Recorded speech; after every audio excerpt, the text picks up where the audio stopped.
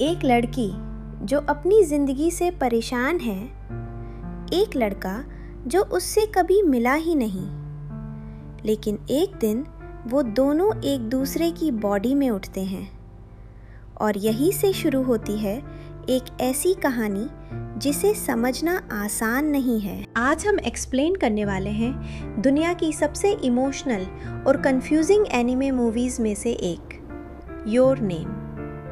ये सिर्फ एक लव स्टोरी नहीं है, ये कहानी है टाइम, मेमोरी और डेस्टिनी की। स्टोरी शुरू होती है मित्सुहा से, जो एक छोटे से गांव इटोमोरी में रहती है। उसकी लाइफ बिल्कुल सिंपल है, सुबह स्कूल, घर के काम और एक ट्रेडिशनल टेम्पल। लेकिन मित्सुहा अपनी लाइफ से खुश नहीं है। वो रोज़ एक ही चीज़ रिपीट करते करते थक चुकी है। उसके फादर एक स्ट्रिक्ट पॉलिटिशियन है और उसकी दादी और बहन के साथ वो एक ट्रेडिशनल लाइफ जीती है।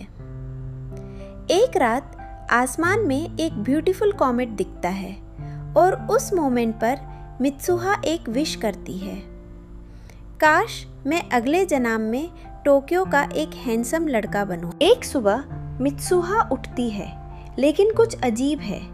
वह अपने घर में नहीं है, वह टोक्यो में है और एक लड़के के बॉडी में है।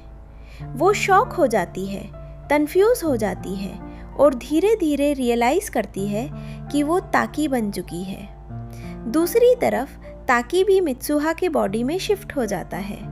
पहले तो दोनों सोचते हैं ये एक ड्रीम है, लेकिन जब ये बार बार होने लगता है तब उन्हें समझ आता है ये सच है।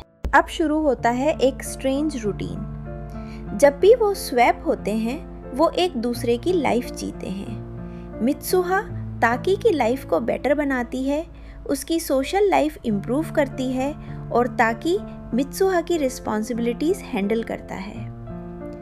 दोनों फ़ोन में नोट्स लिखने लगते हैं, रूल्स बनाते हैं, वीर्ड चीज़ें मत करना, मेरे फ्रेंड्स के साथ नॉर्मल बिहेव करना। स्लोली, बिना मिले ही दोनों एक दूसरे को समझने लगते हैं। एक इनविजिबल कनेक्शन बन जाता है। लेकिन एक प्रॉब्लम है, उन्हें याद नहीं रहता कि वे कब और क्यों स्वैप कर रहे हैं। सिर्फ कुछ नोट्स और फीलिंग्स रह जाती हैं। एक दिन ताती डिसाइड करता है कि वह मित्सुहा से डायरेक्टली बात करेगा, लेकिन उस दिन के बाद सब कुछ चेंज हो जाता है। बॉडी स्वैप अचानक रुक जाता है।